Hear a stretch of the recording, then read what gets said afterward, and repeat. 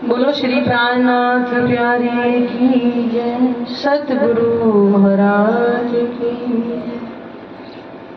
प्रथम मिलाऊं दो चरण को, धनिये न छुड़ायो किन, लाख तली लालेड़ियां मेरे जीव के ही जीवन। इन पाँव तले पड़ी रहूं, धनी नजर खोलो बातन, पलना वालों निरखूं नेत्र मेरे जीव के ही जीवन, मेरे जीव के ही जीवन।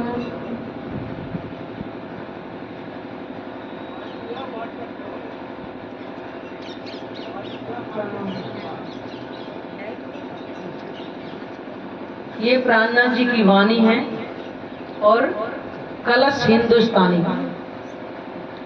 आप सब जो नहीं जानते हो वाणी के बारे में, कलश का मतलब क्या होता है?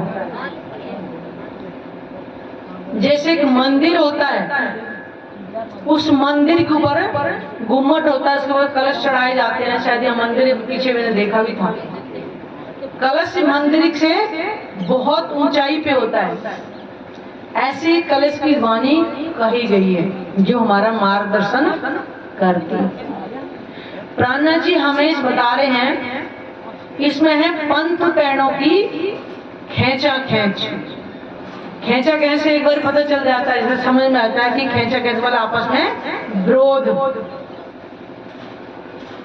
तो श्री प्राणनाथ जी बता रहे, कोई कहे दान बड़ा, कोई कहे वे ज्ञान, कोई कहे विज्ञान बड़ा, यूं लड़े सब उन्मान। यहाँ पे कोई कह रहा दान ही सबसे बड़ा है। जो हम किसी को पैसे का दान, कपड़े का दान, धन का दान, अन्न दान, जो भी दान हम करते हैं। कोई कहे वे ज्ञान बड़ा, कोई ज्ञान कोई बड़ा कहे जा रहा है, और कोई कहे विज्ञान बड़ा है। यूं लड़े सब उन्मान। वास्तव में देखा जाए तो विज्ञान क्या है? जब 5 तक 3 गुण भी नहीं थे तो विज्ञान कहाँ रहेगा फिर? तो विज्ञान भी बड़ा नहीं। कोई ज्ञान को कह रहा है, जब हमारा ये शरीर और संसार समाप्त होता है तो ज्ञान भी समाप्त हो जाएगा एक दिन, कुछ भी नहीं बचेगा। ज्ञान केवल वो है जो हमें परमात्मा तक पहुंचा दे, वो ज्ञान सिर्फ बड़ा है। बाकी सारा ज्ञान यही रह जाएगा। कोई कहे दान बड़ा, अब कह रहा है कोई दान को बड़ा कह रहा है। मान लो आपने किसी को पैसे दिए, वो पैसा भी समाप्त, आज नहीं तो 2 दिन 4 दिन में दान दिया, पैसा भी समाप्त हो जाएगा। आपने किसी को कपड़ा दिए, वो भी एक दिन फट जाएगा। किसी को खाना आपने दान दिया, आज नहीं तो कल वो भी गंदगी रूप में निकल जाएगा। तो आखिर दान कौन सा बड़ा है? दान वो बड़ा है जो कभी समाप्त ना हो, वो है ब्रह्म का दान, ब्रह्म ज्ञान का दान, जो कभी समाप्त नहीं हो सकता। हम पहले स्वयं लें तब किसी को दें। ब्रह्म का ज्ञान अगर किसी को दान करेंगे तो वो अखंड हो जाएगा, कभी भी समाप्त नहीं होगा। ये तो हमारे कर्म है। किसी को हमने धन दे दिया, किसी को कपड़ा दे दिया, किसी को अन्न दे दिया, ये तो हमारा कर्म है। दान वास्तव में ब्रह्म ज्ञान का दान, जो जीव के जन्म जन्मांतर के संस्कार समाप्त हो जाएं और अखंड मोक्ष को प्राप्त हो जाए। तो प्राणनाथ जी ने कहा है कि न विज्ञान बड़ा है न ज्ञान बड़ा है, यूं सब अपने आप में लड़ रहे हैं। क्यों? अपने अपनी पद्धति का सबको बता रहा कि मेरा ज्ञान बड़ा है, वो कह रहा मेरा ज्ञान बड़ा है। कोई कहे कर्म बड़ा, कोई कहे वे काल, कोई कहे साधन बड़ा, यूं लड़े सब पंपाल। कोई कर्म को बड़ा कह रहा है, जो शरीर से हम कर्म कर रहे हैं इसी को कह रहे हैं। आज देखा जाए गोवर्धन पर, आपने देखा भी होगा बहुत लोगों ने, हम भी गए छोटे से थे उस टाइम पे, वहां लोग लेट लेट करके परिक्रमा देते हैं और वो मन्नत मांगते होते हैं कि अगर हमारी ये मन्नत पूरी होगी तुम्हारी लेट के परिक्रमा लगाएंगे। 101 पत्थर रखेंगे, एक पत्थर को लेट करके आगे रखेंगे, फिर दूसरे को रखेंगे, ऐसे उठ मतलब लेटेंगे, फिर उठेंगे, फिर रखेंगे, फिर लेटेंगे। अब बताओ 101 पत्थर पहले उठाएंगे, कितने दिनों में पार होती होगी वो मंजिल। परिक्रमा देते गोवर्धन परिक्रमा। तो कहते हैं कि कोई कहे कर्म बड़ा, कर्म ही तो कर रहे, शरीर से कर रहे हैं। कोई कहे काल बड़ा, कोई काल को ही बड़ा कह रहा है। काल तो एक दिन सबको ही आना है, किसी एक को थोड़ी आएगा। कोई कहे साधन बड़ा, यों लड़े सब पंपाल, यानी सब अपने अपने ज्ञान को ही अपने अपने तरीके से ही प्रचार कर रहे हैं। और बड़ा क्या है उसके बारे में कोई जानता ही नहीं। ये सारी संसार की वस्तुएं जो एक दिन समाप्त हो जाएंगी। कोई कहे बड़ा तीर्थ, कोई कहे बड़ा तप, कोई कहे सील बड़ा, कोई कहे वे सत। कोई तीर्थ को बता रहा, गोवर्धन परिक्रमा बता ना, पैदल चल के भी लगाते हैं। कोई मेरे ख्याल से शायद वो तीसरी या चौथी साल में बोलते हैं, 84 कोस की परिक्रमा बोलते हैं उसको। वो तीर्थ यात्रा ही तो बोलते, तीर्थ पे जा रहे हैं हम, यात्रा करने के लिए जा रहे हैं। 84 कोस की परिक्रमा। कोई कहे तप बड़ा, कोई जाकर के, अभी देखो कुंभ के मेले हमने देखा, एक साधु महात्मा, हमने उज्जैन में अपनी आंखों से देखा था, यहाँ तो चलो मोबाइल पे देखा है। उज्जैन में जब लगा था कुंभ का मेला, हम गए थे, तो हमारे अखाड़े के साथ में लगे थे। उस बाबा ने 4 कोने पे 4 आग के वो जल रहे थे, हाँ वो मोटा मोटा सा बना लेते ना, ऊंचा सा जल रहे, उनके 4 कोनों के बीच में, हाँ आग के वही उपले, हाँ वही ठीक है। कोई कहे सील बड़ा अपने अंदर, कोई कहे वे सत बड़ा है। तो वो हम देखा जाए तो वो हम शरीर से ही तो तप कर रहे हैं ना। अगर परमात्मा हमें आनंद में मिले, एक कांटों पे चल के तप कर रहे हैं, एक घर में बैठ करके तप कर रहे हैं, कितना वो शरीर तो यही का है ना, कष्ट तो उसे होता है, लेकिन कष्ट से परमात्मा नहीं मिलेगा। परमात्मा किससे मिलेगा? ज्ञान से और विवेक से। परमात्मा को पाने के लिए आपको कोई कष्ट नहीं उठाना। और आज तो इतना आसान है। पहले क्या होते थे, गर्मियां होती थी ना, एसी कूलर कुछ नहीं होया करते थे, लोग कहाँ पेड़ों की छायों में पड़े होते थे। और आज तो कहते कूलर चला के आराम से घर में बैठ जाओ ध्यान करने के लिए, एसी चला के बैठ जाओ, कितना आसान है। लेकिन वो भी हमसे नहीं होता है। और जिनके पास ज्ञान नहीं, वो शरीर से कष्ट झेल रहे। परमात्मा कष्ट से नहीं मिलेगा, तप से नहीं मिलेगा, परमात्मा मिलेगा ज्ञान से मिलेगा। आप दिल्ली में पहुंच जाइएगा, दिल्ली कितनी बड़ी है, पैसा तुम्हारे पास लाखों हो, अगर जिस बंदे का एड्रेस नहीं है ना, आप नहीं पहुंच सकते वहां पे।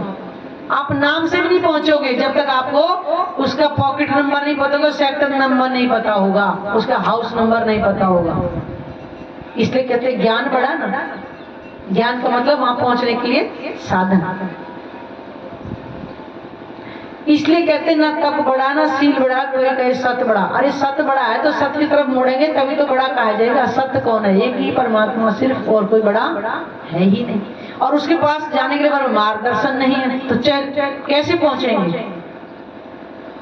वो भी हमारा रास्ता आसान हो गया।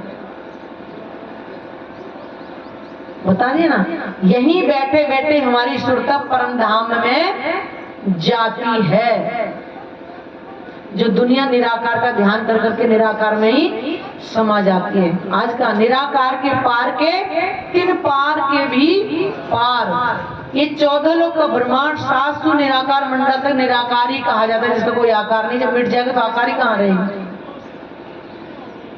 आदि नारायण तक इसको निराकार मंडल कहा गया। उसके ऊपर है योग माया का ब्रह्मांड, और उससे भी दिव्य ब्रह्मपुरी परम धाम, जहां हमारा ध्यान जाता है।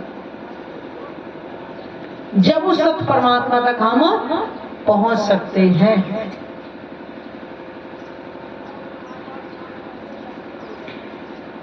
कोई कहे बड़ी करनी, कोई कहे मुगत, कोई कहे भाव बड़ा, कोई कहे भगत। कोई करनी कोई बड़ा कह रहा, जो जो अपने तरीके से अपने अनुसार चल रहे हैं वो उसी को बड़ा मान रहे हैं। कोई कहे मुगत, कोई मुक्ति का बड़ा कह रहे हैं। अब देखा जाए तो संसार में मुक्ति कितने प्रकार की है?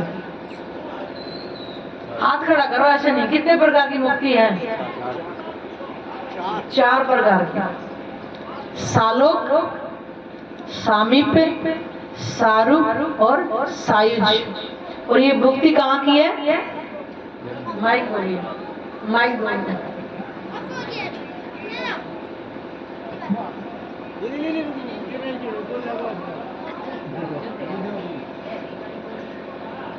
निकालो निकालो, वो वहीं आके दियो, दे दो दे दो। बोलो फल फल। हाँ जी, बताइए कितने प्रकार की मुक्ति है? 4 प्रकार। 4 प्रकार की मुक्ति है। ये मुक्ति हमें कहाँ तक पहुँचा सकती है? बैकुंठ की। और ये मुक्ति बैकुंठ की भी इतनी आसान नहीं है। और ये मुक्ति भी पता कैसी कहते हैं? टेम्परेरी। जितना जीव ने कर्म किया है उतना फल भोग करके वापिस हमें कर्म भूमि यानी मृत्यु लोक में आना ही पड़ता है। जैसे आज हमें बहुत धन कमा लिया और हमारा दिल करा विदेश में देख के आए कैसा है, क्योंकि विदेश में जाने के लिए फापानंद नहीं जा सकते। पैसा जिसके पास होगा वही जा सकता है। तो हम वहां जाएंगे, हमारे पास जितना पैसा रहेगा खाएंगे पिएंगे मौज मस्ती करेंगे, और जिन पॉकेट खाली हुई वापिस इंडिया आ जाना पड़ेगा, क्योंकि जितना पैसा था खर्च करके आ गया। ऐसे ही 4 प्रकार की मुक्ति है जो बैकुंठ की है। सालोक है, उसके लोक में मिल जाए। सारूप है, उसके जैसा स्वरूप हो जाए। सायुज उसके जैसा हो जाए। सामीप्य उसके नजदीक हो जाए। लेकिन ये मुक्ति भी उतनी है जितना हम फल भोग करके वापस मृत्यु लोक में आना ही पड़ेगा। तो बताइए फिर हमें ये मुक्ति चाहिए? नहीं। तो कौन सी मुक्ति चाहिए? अखंड चाहिए। तो फिर मैं अखंड मुक्ति के लिए फिर हम अखंड की पहचान तो करनी पड़ेगी ना। तो वही अखंड मुक्ति जो इस 14 लोक से परे है। तो हमें आवागमन से मुक्ति अगर चाहिए तो परमात्मा की भक्ति करनी पड़ेगी। तभी कहे कोई कहे बड़ी करनी, कोई कहे मुगत, कोई कहे भाव बड़ा, कोई कहे भगत। कोई है भगत को अब देखा जाए तो अच्छे हमने कपड़े पहने, बड़ा हमने तिलक लगा रही, सब बहुत बड़ा भगत है। और दुनिया कहाँ आज इसी में पड़ी हुई है। ये 2 चमड़ी की आंखें बाहर से देखती है, अंदर की दृष्टि है ही नहीं। इसलिए कहा था कि प्राणनाथ जी आपको भविष्य मलिका में लिखा हुआ है कि वो चित्रकूट के पास रमणीय क्षेत्र विंध्याचल पर्वत होगा, और वो कैसे वेश में आएंगे? सादे वेश में। तो प्राणनाथ जी को कोई क्यों नहीं पहचान पाया? क्योंकि प्राणनाथ जी ने कोई आडंबर नहीं किया था। कहते जब उदयपुर में गए थे वहां से सबके तो मुंडन करा दिए, सबके रेशमी वस्त्र करवा दिए थे, और सबके सादे वस्त्र करा दिए थे। कोई नहीं पहचान पाया, अक्षरातीत है ये कहते हैं। तो वही कह रहे कोई कहे भगत। यहाँ पे सब दिखते हैं, वो माला रुद्राक्ष की माला भी पहन रखी है, तुलसी की भी पहन रखी है, बहुत बड़े संत महात्मा। ऐसा नहीं।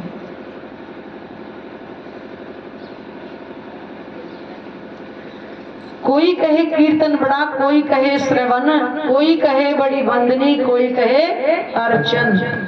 कोई कीर्तन कोई बड़ा कह रहा है, जैसे आपने देखा होगा खूब बाजे बजा रहे हैं, अच्छे से नाच रहे हैं, गा रहे हैं, समझे हम वो भजन कर रहे हैं, कीर्तन कर रहे हैं। उससे क्या मिलेगा?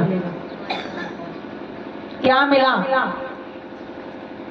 केवल मन को ही शांति मिली, थोड़ी सी देर के लिए। घर में जाके वही नौन तेल लकड़ी याद आएगी, वो सब भूल जाएंगे, क्योंकि वो स्थिर नहीं है, वो सुख। कीर्तन कौन सा करना चाहिए? जो हमारे अंदर चलता रहे, जिसका असर हमारे अंदर हो तो बाहर भी दिखाई दे कि हाँ ये बंदा खुश है, ये बंदा आनंद में है। वो कीर्तन करना चाहिए। और वो कीर्तन कैसा होगा? अपने धनी को याद करेंगे। कोई कहे श्रवण, कोई सुन रहे हैं कि जो कानों से सुनते हैं वही बड़ा। आज सोचिए, भागवत कथा सुनने से अखंड मोक्ष मिलेगा? सुनने से, भागवत सुनने से मिलेगा? नहीं मिलेगा। जहाँ भागवत का द्वार खुलता है वहां कोई खोलता ही नहीं। जहाँ परमात्मा का ज्ञान सुनने को मिलेगा, तो बताया ना पहले भी, 12वां स्कंद 2 अध्याय 37-38 श्लोक में लिखा हुआ है, देवापी और मरु ये दोनों जीव हिमालय पर्वत के एरिया बोलते हैं, इसको कलाप ग्राम भी कहते हैं। ये दोनों जीव साधना रत हैं और कलयुग में कलिक भगवान की आज्ञा से फिर से आएंगे और परमात्मा इन दो तनों के अंदर आकर के लीला करेगा। ये वो वाणी उनके द्वारा आई हुई है। इनके द्वारा कही हुई कथा को जो सिमरन करेगा वो भव से पार हो जाएगा। तो ये नहीं है कथा कहने वाला क्या सुन गया और वो उठ के चला गया अपने घर, वो अपना पैसे बटोरे अपने घर चला गया, ऐसा नहीं है। ये ब्रह्म का ज्ञान है। जिस ब्रह्म ज्ञान से हम पहचान करेंगे ये संसार कैसा है, हम आत्माएं, हम कौन है, कहाँ से आए और वापिस हमें जाएंगे भी कैसे, जाने का रास्ता भी पता हो तभी तो जाएंगे। तो जाने की भी बता दिया, एक साध करो मुझको मैं जीजी करूँ, तुम मुझे बेटे यही याद करो मैं तुम्हारे धाम हृदय में ही विराजमान हूँ। और हम कहाँ ढूंढ रहे हैं? बाहर। वो अंदर बैठा, आप हम कहाँ देख रहे हैं? बाहर दिख रहे। परमात्मा कहीं बाहर नहीं। कहते हैं कि दुनिया की भक्ति बाहर की होती है और आत्मा की भक्ति अंदर की होती है। तो अंदर कैसे जाएंगे? जब हम ध्यान करेंगे तो हमारे अंदर ही परमात्मा का दर्शन होगा। इसलिए कहता है, कोई कहे श्रवण, कोई कहे बड़ी वंदनी, कोई कहे अर्चन। तो वंदना हमें कौन सी करनी है? परमात्मा से। जब कहा था ना कि अभी सुबह बोल रहे थे, वंदना में कर रही श्री राज की, सच्चिदानंदन प्राणों के आधार की। प्राणों के आधार का है। सोचो कभी ये शब्द कितना मीठा लगता है, प्राणों के आधार। जिसके बिना रहा ना जाए उसी को प्राणों का आधार कहेंगे। सच्चिदानंदन, जो सत्य है, चेतन है और आनंदमयी है, उसकी बात कही जा रही है। कोई कहे ध्यान बड़ा, कोई कहे धारण, कोई कहे सेवा बड़ी, कोई कहे अर्पण। अब यहाँ ध्यान को कहा तो गया, आखिर ध्यान करे तो करे किसका? कोई कहता है गुरु का ध्यान करो, कोई कहा है देवता का ध्यान करो, कोई कहता है भगवान का ध्यान करो। और गीता में साफ लिखा है, जहाँ का ध्यान करोगे वहीं पहुंचो। अब तुम्हें यहाँ से दिल्ली जाना है, कोई हाथरस की टिकट ले लेगा है? कोई अलीगढ़ की लेगा, कोई गाजियाबाद की लेगा, जो जहाँ की लेगा उधर जाएगा। बस तो एक ही है, और जो दिल्ली की लेगा वही दिल्ली तक पहुंचेगा। तो हमें पहुंचना कहाँ है? परमात्मा तक। तो फिर हम ध्यान किसका करें? परमात्मा का करें कि गुरुओं का करें कि देवी देवताओं का करें कि भगवानों का करें? बताइए किसका ध्यान करें फिर? परमात्मा। अब जिस तक पहुंचना ध्यान उसी का करें। ये तो कोई बड़ी बात नहीं है समझने में। जहाँ का ध्यान करोगे वहीं पहुंचोगे। कोई कहे ध्यान बड़ा, तो हमें सोचना है कि हमें ध्यान किसका करना है। कोई कहे धारण, धारण का मतलब बस एक हमने रूपरेखा बना ली, अगर उसमें जाना है तो पूरा प्रवेश करना पड़ेगा। हमें देखिएगा रंगमहल ऐसा है, चांद चौक ऐसा है, नहीं, हमें उसमें रमन करके आना पड़ेगा। कहाँ से परम धाम की हद शुरू होती है, कैसे कैसे पार करके हम जमुना जी पार करके कैसे हम रंगमौल तक पहुंचेंगे, कैसे 100 सीढ़ियां चढ़ के हम रंगमौल में प्रवेश करेंगे। हमें वो ध्यान करना है, धारणा से नहीं, ध्यान से पहुंचेंगे। कोई कहे सेवा बड़ी, तो सेवा हम तन से ही तो कर सकते हैं बस, तो तन से तो हमारा फर्ज भी होता है, बुजुर्गों की सेवा करें, गरीबों की हम हेल्प करें, तो ये तन का ही तो सारा खेल। लेकिन आत्मा का धर्म क्या है? अपने प्राणेश्वर में मिल जाना। कोई कहे अर्पण बड़ा, क्या अर्पण करें? धन दे, दौलत ले, मैंने कहा नहीं, सब समाप्त हो जाएगा। अर्पण करना है तो ब्रह्म ज्ञान को अर्पण करो, ताकि हम भी भव से पार और वो भी पार हो जाए। कोई चीज यहाँ की देती है, ये सारा कर्म में आ जाता है। तो शरीर का कर्म तो हमें केवल मृत्यु लोक में ही निभाना है ना सिर्फ, और वो हम शरीर से ही कर सकते हैं, और वो हमें करना भी चाहिए। हमारी वाणी के अंदर लिखा है कि जब आप भोजन करने बैठते हो तो आप ऐसे नजर घुमाओ जहां तक जाए, और ऐसे भी घुमाओ। अगर आप देखो कि हम 4 रोटी खा रहे, कोई भूखा तो नहीं, अगर 4 खा रहे तो 1 उसको भी दें, तुम्हारा भी भर जाएगा और उसको भी थोड़ी संतुष्टि मिल जाएगी। अगर आधा आधा नहीं कर सको तो 1 तो करना ही चाहिए। तो हमारे अंदर दया भाव भी होनी चाहिए। और ये सत्य मैं आपको फिर बता रही हूँ, ब्रह्म सृष्टियों जिन जीवों के जो जीव हैं अवश्य ही कोमल होंगे। तभी तो कुरान की भाषा में है मोमिन क्यों कहा है? मोमिन का मतलब मुसलमान नहीं होते, ना हिंदू होते। मोमिन का मतलब है कि जिनके दिल मोम की तरह कोमल हो, वो मोमिन ब्रह्म सृष्टियां। मोमिनों के माल का दावा किया सब, आत्माओं का दावा सब कोई कर रहे हैं, लेकिन लक्षण जिसके अंदर हो गए आत्मा वही होगी। कोई कहे संगत बड़ी, कोई कहे बड़ा दास, कोई कहे विवेक बड़ा, कोई कहे विश्वास। कोई संगति को बड़ा कह रहा है। यहाँ पर मैंने देखा हुआ है जो भी कहता है, अभी मैं ट्रेन में भी आ रही थी परसों, मेरे सामने बैठे बैठे एक लड़का ही था, यंग था, उसने तंबाकू निकाला, उसमें से उस पर लिखा होता है इसको खाओगे तो कैंसर होगा। मैंने इसको कुछ बोला कि ये देखा है? कि हाँ देखा है। मगर फिर गांधारी क्यों बने हुए, आंखों पट्टी देख देख क्यों माने? जो इसमें लिखा हुआ है ऑलरेडी, इसको खाने से हमारे नुकसान होगा, क्यों खा रहे हो फिर? कि नहीं, उसके साथ सीख गए थे। मैंने कहा मुझे आज तक कोई ये नहीं मिला कहता कि उसके साथ मैंने अच्छा काम सीखा, उसके साथ में जुआ खेलना सीख गया, उसके साथ में दारू खेलना सीख गया, किसने कहा कि अच्छा काम भी सीख गया।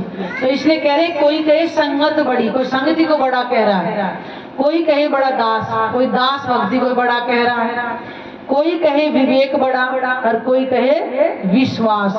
तो विवेक बड़ा जब ही कहलाएगा जब हम सोचे कि सत्य आखिर क्या है, सही गलत क्या है। तो हमारा विश्वास जब हम अपने अंदर दृष्टि खोलेंगे तभी हमें विश्वास होगा, तभी तो बड़ा कहेंगे। हम किसी कहे सुन में विश्वास ना करें,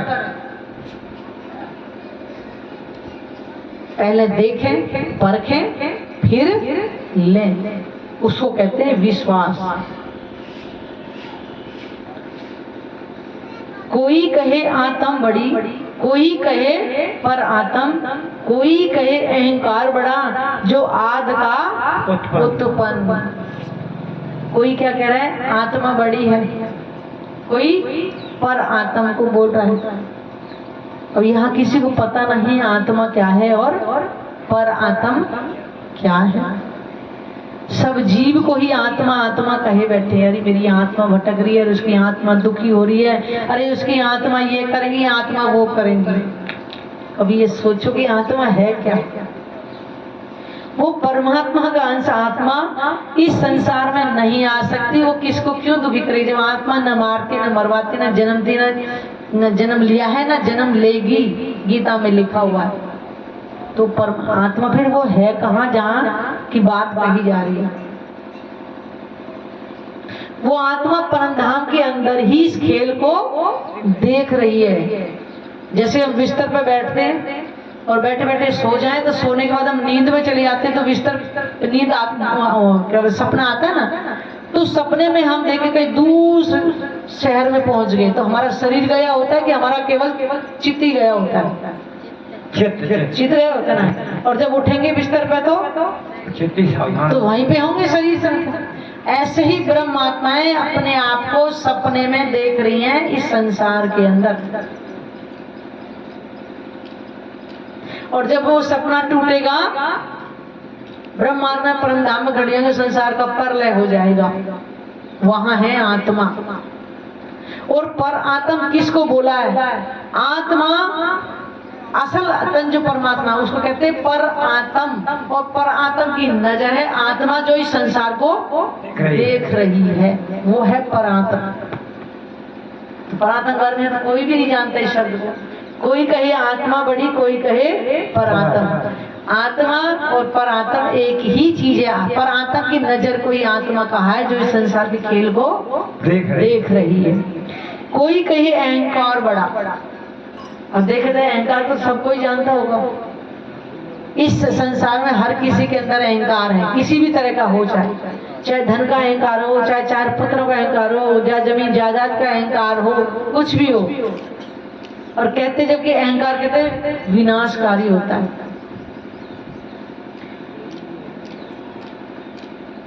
जो आदि का उत्पन्न, क्योंकि जब शरीर होता है अहंकार उसके साथ जुड़ जाता है जन्म के साथ।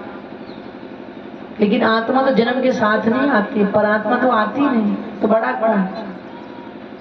अभी आत्मा और जीव का जो विवरण है कोई जानता ही नहीं है। अब देखा जाए जीव और आत्मा को बड़े आसान से शब्दों में आपको बताती हूँ।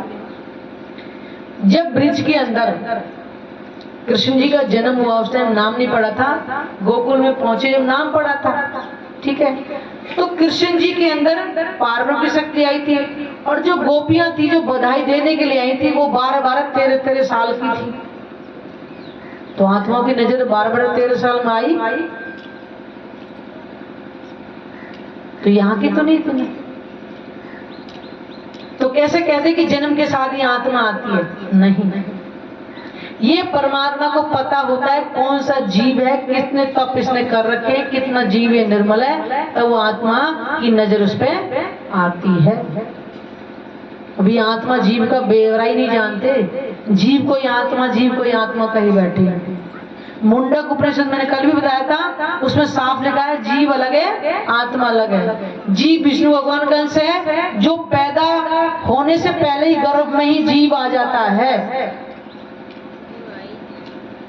जो कहते हैं कि जीव जन्म लेता है तो जैसे लाख बिच्छू काट इतना दर्द होता है एक साथ, तब बच्चा रोता हुआ पैदा होता है। क्यों? कि वो कहता है कि परमात्मा तू मुझे इस नरक से निकाल, मैं तेरा भजन करूंगा। लेकिन जैसे ही वो जीव इस संस्कार में पड़ता जाए दुनिया के में, वो परमात्मा का ध्यान भूलता जाता है, अहंकार आता है, मैं वो अहंकार की बात कही है। क्योंकि ये जो आदि का उत्पन्न जो जीव के साथ ही लग जाता है बचपन से ही।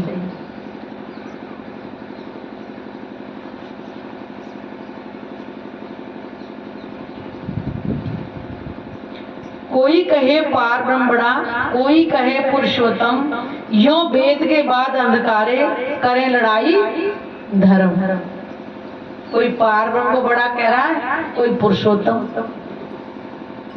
अब यही नहीं पता कि पार ब्रह्म क्या है, पुरुषोत्तम क्या है। कोई कृष्ण को पार ब्रह्म कह रहा है तो कोई राम को पार ब्रह्म कह रहे हैं। मैं एक जगह सत्संग के लिए गई थी, मैंने कहा पार ब्रह्म कौन? बोले राम। मगर तो भाई कृष्ण जी कौन थे? वही विष्णु भगवान राम अवतार में आए, वही कृष्ण अवतार में आए। और तब ग्रंथ कह रहे एक को ब्रह्मदूत नहीं थी, पार ब्रह्म फिर कौन है? तो कोई कहे पार ब्रह्म, कोई कहे पुरुषोत्तम, वही पूर्ण ब्रह्म परमात्मा है जो सबके मालिक हैं। यो वेद गए, वेदों में तो सब कुछ लिख रखा, सब कुछ लिख रखा है, लेकिन वेदों की भाषा को हम पहचानेंगे। अब जैसे कबीर जी का ही मतलब लगा लो, कबीर परमात्मा को बोला गया है, ना कि वो कबीर जी जो जुलाई का काम करते थे। भाषा वेद के कारण नहीं से उत्पन्न। अगिन भी कहा गया है, अगिन का मतलब क्या है? वो पार्वती का जो स्वरूप है वो इतना तपा हुआ है जिसके अंदर कोई भी विकार ना हो। अब यहाँ अगिन कोई अलग बात है, तो भाषा वेद के कारण तभी तो कह रहे हैं यो वेद के बाद अंधकारों करे लड़ाई, धर्म आपस में लड़ाई करने लग रहे हैं। देखा तो लड़ाई तो हिंदू मुस्लिम सिख ईसाइयों में सबने बांट लिया, चार परमात्मा बना लिए, जबकि ग्रंथ कह रहे एको ब्रह्म द्वितीय नास्ति, परमात्मा केवल और केवल एक है, वही पूर्ण अति पूर्ण है। इसी कारण से जब तक ज्ञान नहीं था तो लड़ाई चल रही थी। अब ये वाणी सारे संसार के विरोध को मेटने के लिए आई है। साहिबाई जिमी कारज करने तीन, और सबका झगड़ा मेट के या दुनिया या दीन। वो परमात्मा इसी कारण से कलयुग के अंदर अपना ज्ञान स्वरूप लेकर के सारे विश्व का विरोध समाप्त करने के लिए आए हैं। एक जाति पाति का झगड़ा, जात एक खसम की और न दूजी जात। एक खसम कौन है? आत्मा का प्रीतम परमात्मा ही बस। एक तरफ आत्मा कह रहे तो हम उसी की जात तो ही फिर, और सारे संसार के हिंदू मुस्लिम सिख ईसाई और नवदा भक्ति जो में हम लगे हुए हैं, और एक परमात्मा की पहचान करने के लिए स्वयं पार्वती इस कलयुग में आए हुए हैं। उनकी हम पहचान करें। वो परमात्मा सब का ध्यान रखना। आज हमें बंटवारा करके मनुष्य तन ही व्यर्थ गंवा रहे। परमात्मा एक ही है, एक ही था, एक ही रहेगा, दूजा मर्द न कहा वही। एक चौपाई मैंने यहाँ कल देखी थी,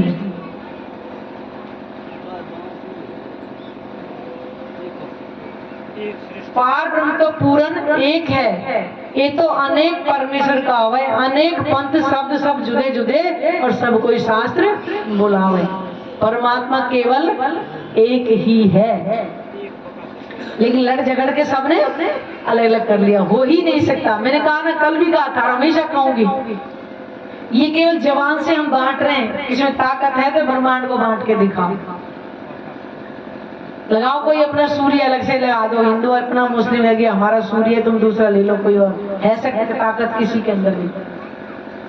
इस आकाश के नीचे ना को बांस है ना को बल्ली, ऐसे बांट के दिखा लो कि हम अपनी बल्ली निकाल लेते हैं, तुम्हारे आसमान गिर जाए। है कोई ताकत किसी में? बांट के दिखाओ।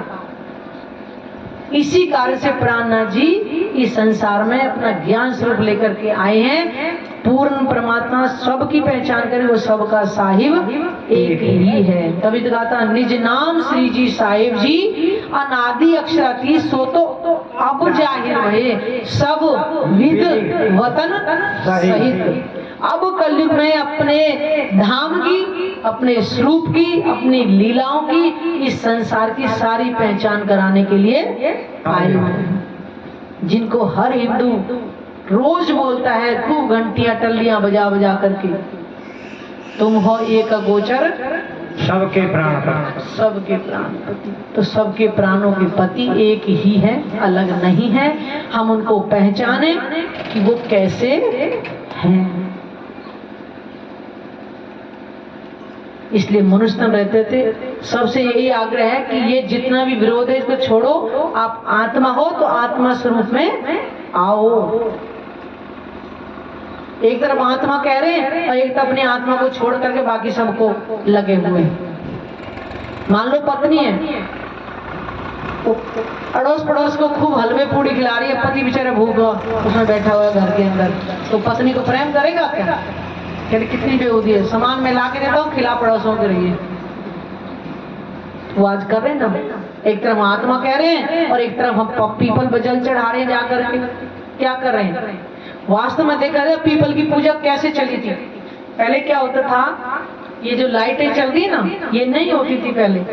आप कितनी गर्मियां होती थी गांवों के अंदर, ठीक है ना, ट्यूबवेल वगैरह नहीं चलते थे, कुओं से पानी होता था, खेती बाड़ी होती थी। अब ये गांवों के अंदर लाइट नहीं होगी, बड़े बड़े पेड़ होते थे, उनके नीचे अपना वक्त काटेंगे धूप ताप में अंदर। तो जो थोड़े दिमाग वाले व्यक्ति उन्होंने क्या कहा कि देवता की पूजा करो, पीपल देवता की पूजा करो, देखो जल चढ़ाओ। मई जून के महीने में कितनी गर्मियां होती हैं, तो जब उसको पानी देंगे तो उसके अंदर हरियाली आएगी ना, तभी तो हमें ऑक्सीजन देगा, तभी तो हमें छाया देगा ना। तो पहले भोले भाले लोग होते थे उसी तरफ लग जाते थे। वास्तव में ये पीपल की कोई पूजा नहीं होती, और लोगों ने उसको देवता का रूप दे दिया। आज भी बड़े हंसते हम देखते हैं, हमारे यहाँ पे क्या होता है, पीपल का पेड़ हमारे यहाँ पार्क के अंदर, मैंने वीडियो भी बनाई थी उसकी। जितनी भी जिनकी मूर्तियां घरों की थोड़ी सी खंडित में लेकर उनकी जड़ों में डाल डाल के चले जाते हैं। भाई मैं हैरान होती, मैंने कहा घर के बुजुर्ग होते हैं उनको क्यों नहीं फेंक देते हो घर से बाहर है? और मूर्ति को ले जाकर के उस मूर्ति को तुम पहले पूजते हो और थोड़ी खंडित होती वहां जाके, इससे तो अच्छा है मूर्ति को लाओ ही ना घर के अंदर। तो मूर्ति पूजा जो है हमने ही चलाई थी, ये किसी और ने नहीं चलाई, क्योंकि वो तरीका कितना है, आसान है, और आसान चीज को हम जल्दी अपने प्रयोग में लाते हैं।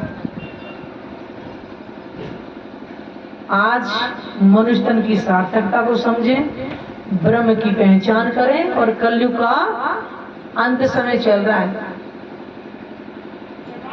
ये दिन किने ने किया मुकर्रर, काय पहचानो जिंदगी खबर। महाप्रलय कब होगी ये किसी को नहीं पता है, लेकिन किसी क्षण कुछ भी हो सकता है, ये भी उसको पता होगा बस। लेकिन हमें अपने शरीर की महाप्रलय कब हो जाए इसका कोई भरोसा नहीं है। आज 2-2 मिनट में हार्ट अटैक हो रहे हैं। इसलिए आज से ये प्रण लेके जाएं कि हम परमात्मा की पहचान करेंगे, हम अगर महात्मा हैं, और अपने धनी को अपने धाम हृदय में बसा के भव से पार, इसी तन के अंदर ही हमें होना ही होना है। अगले तन की इंतजार मत करना, कहाँ मिले कैसा मिले किस योनि में मिले कोई गारंटी नहीं है। अब तो हमें जो मिला है इसी में पार होना है।